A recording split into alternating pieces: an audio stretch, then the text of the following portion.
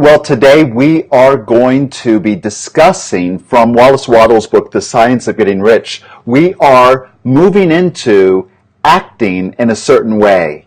Hey, I'm Alan Vukas, and I'm so glad that you could join me for this video. Every day I spend a few minutes contemplating or discussing principles of prosperity as outlined in Wallace Wattles' book, The Science of Getting Rich, as a means to diffuse and diminish and eliminate some of the old programming that so many of us receive from people who love us and care about us, and from people who it's just their job to keep us on the straight and narrow. We get messages throughout our life of how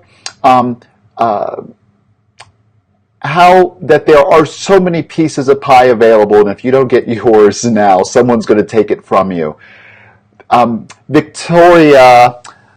There's a wonderful book, and I forget her name, Victoria Walker, I believe, in The Trance of Getting Scarcity, talks about how we are programmed, and all of us walk around in this trance. All of us, except those who take the time to do what it is that we're doing by intentionally adopting new ideas and consciously exploring the spiritual truth behind prosperity and abundance. But so many of us are trained to measure our ability to live, to be, to do, to have.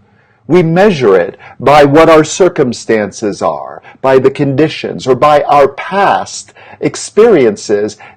We use that in error as a gauge as to what's possible for us. And here's the truth, is what what Wattles has discussed and what we've discussed up to this point, there is all around us. And let me read it right from his book. We're starting this today on chapter 11, Acting in a Certain Way.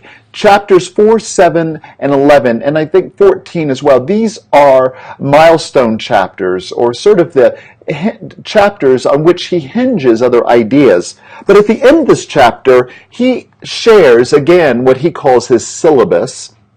And these are some of the key ideas that we have garnered so far. And he puts them in a nice, concise, and let me just share this with you. So here's what we've learned so far. There is a thinking stuff from which all things are made, and which in its original state permeates, penetrates, and fills the inner spaces of the universe. A thought in this substance produces the thing that is imaged by the thought. Man can form things in his thought, and by impressing his thought upon formless substance can cause the thing he thinks about to be created. Even if we just stopped right there, that is a powerful awareness. That is so much different than what we have been taught in how to live, how to move through the world in a trance. This is totally different. We can form a thing in our thought, and by impressing that thought on this formless substance, we can cause the thing we think about to be created. See, if we really believed that, wouldn't you want to know how to bring about the things how to bring about those thoughts? How can you work with this formless substance to bring about the things that you're thinking about? I don't know about you, but there are things that I can imagine that I haven't yet seen in my life that I would love to be, do, and have. And so I want to know how to bring that out. I don't want to know about how to keep the old stuff, how to keep getting the same. I want to know about the better and more. I want to know about the next evolution, the spiral of my becoming. Here's the next thing. In order to do so, and here's an answer to the question I was just asking, man must pass from competitive to creative mind. Another way to think about that is, instead of using your circumstances, that's competitive thinking. Competitive thinking is there's only so much to go around. There's only so much available to me. And so let me measure that based on my checking account, based on my education, based on my age, based on the number of friends I have, or the names in my Rolodex. This is competitive thinking. If we're using that as the determining factor as to whether we can be, do, or have something, creative thinking is the opposite. Creative thinking is, this is what I would love to be, do, and have.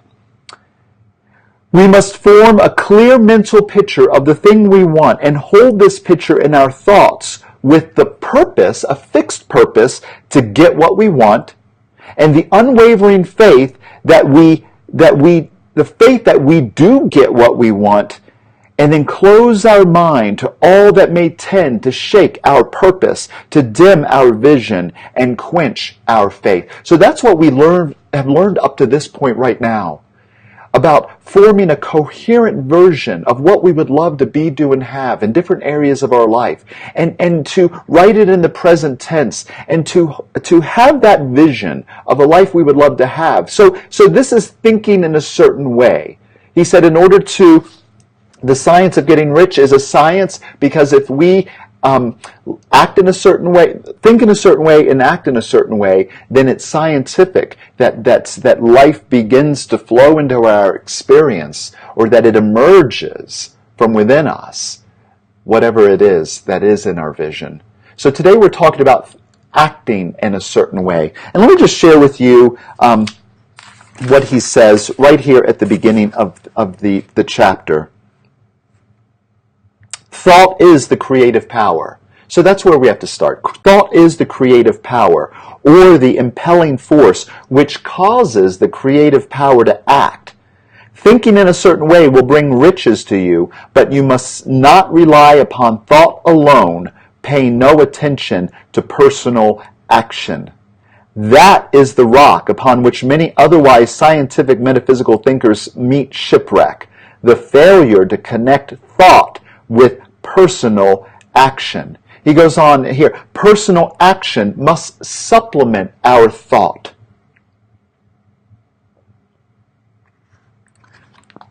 Acting in a certain way. So here is, I'm going to offer you one idea today to support you in acting in a certain way.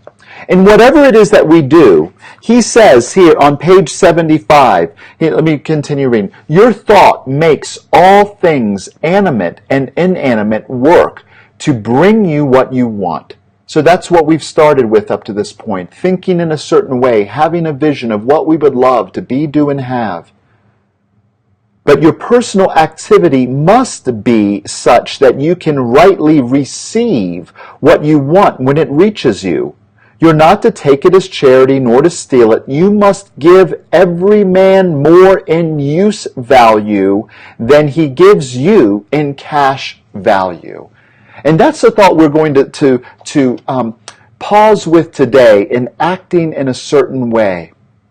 Today, and whatever it is that we're doing, and this isn't just related to the vision that we would love to have. This isn't about some future life. This is about the life that we are living today. How can I give more value than I am receiving? How can I give more use value, excuse me, than I am receiving in cash value? This is later on in a chapter. Bear with me just one moment, please. Oh, I got something in my throat. How can I give more value than I'm receiving?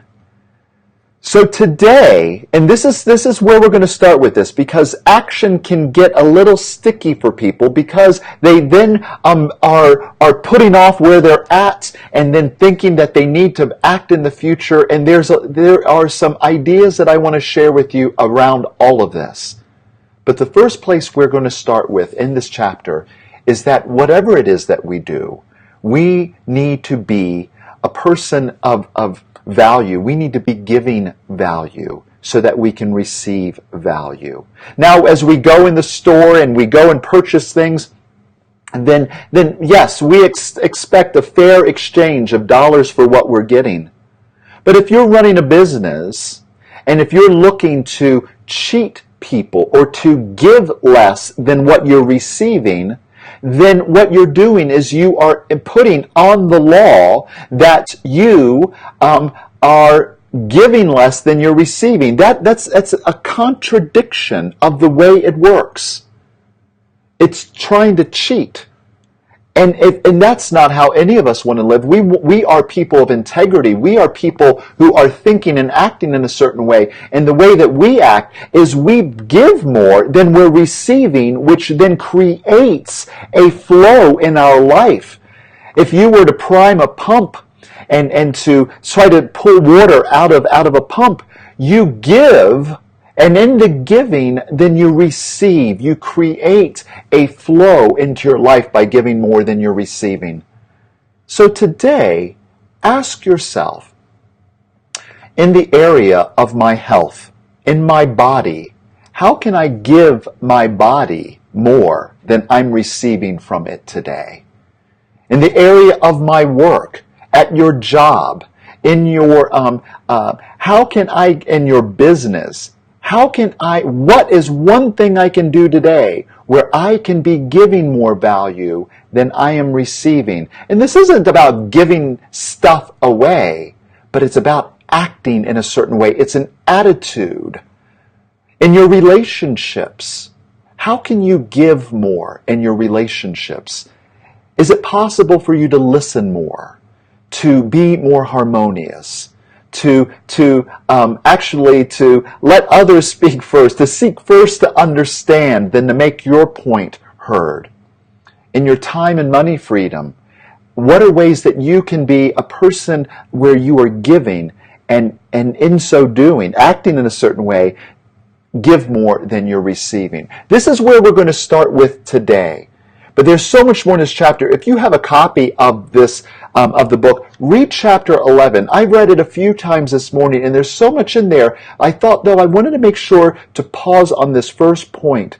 We need to, as he says, we need to you must give every man more in use value than he gives you in cash value. When you go to the store, and the cashier is giving you their time and ringing up your groceries, are you giving them your attention, or are you only receiving?